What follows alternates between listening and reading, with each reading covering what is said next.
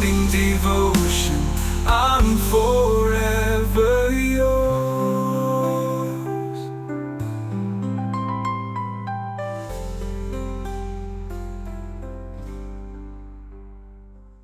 Praise God, hallelujah. കർത്താവ് നിങ്ങളെ ധാരാളമായി അനുഗ്രഹിക്കട്ടെ.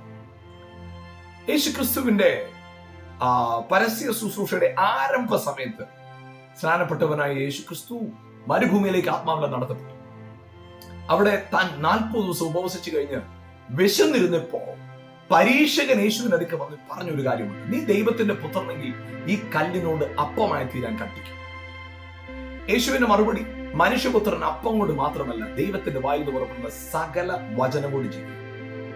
അപ്പൊ അവിടെ പിശാച് 2 കാര്യമായി ചെയ്യുന്നു. ഒന്ന്, യേശുവിന്റെ ഐഡന്റിറ്റിയെ ചോദ്യം ചെയ്യുക, വ്യക്തിത്വത്തെ ചോദ്യം ചെയ്യുക. നീ ദൈവപുത്രനാണോ? 2, യേശുവിന്റെ അപ്പോഴുള്ള ഇമോഷൻ, അപ്പോഴുള്ള ആവശ്യത്തെ മുതലെടുക്കുക, ബലഹീനതയെ മുതലെടുക്കുക. കർത്താവിന്റെ മറുപടി ഇതായിരുന്നു: എന്റെ ബലഹീനതയിൽ ബലം തരുന്നത് ഈ അത്ഭുതമല്ല, കല്ല് അപ്പമായി തീരുന്നതല്ല എന്റെ ബലഹീനതയിലെ ബലം. ദൈവവചനമാണ് എന്റെ ബലഹീനതയിലെ ബലം. എന്റെ ഐഡന്റിറ്റി, ഞാൻ ആരാണെന്നുള്ള ഉറപ്പ് അത്ഭുതങ്ങളുടെ അടിസ്ഥാനത്തിലല്ല, ദൈവവചനത്തിന്റെ അടിസ്ഥാനത്തിൽ. ഇവിടെ ഒരു അത്ഭുതം നടന്നാലും ഇല്ലെങ്കിലും, ഇവിടെ കല്ലപ്പമായാലും ഇല്ലെങ്കിലും, എനിക്കറിയാം പിതാവ് എന്നോട് പറഞ്ഞു വാക്കുണ്ട്: നീ എന്റെ പ്രിയപുത്രൻ. ആ ബോധ്യം എന്റെ അകത്തുണ്ട്.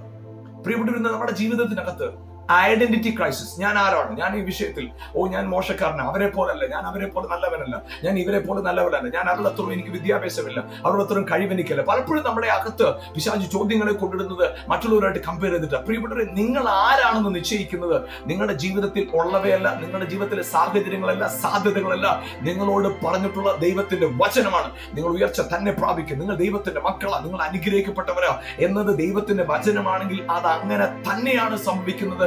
അതുകൊണ്ട് പ്രിയപ്പെട്ടവർ, ഞാൻ പറയട്ടെ, ഇന്ന് പകൽക്കാലം നിങ്ങളുടെ ജീവിതത്തിന്റെ ഓരോ സ്റ്റെപ്പിലും നിങ്ങൾ ധൈര്യത്തോടെ നിൽക്കുന്നത്, നിങ്ങളുടെ ഉറപ്പോടെ, നിങ്ങൾ നിൽക്കുന്ന പൊസിഷനിൽ നിങ്ങളെ ധൈര്യത്തോടെ നിൽക്കാൻ ഏക കാരണമേ ഉള്ളൂ, വേറെ ഒരു കാരണമില്ല.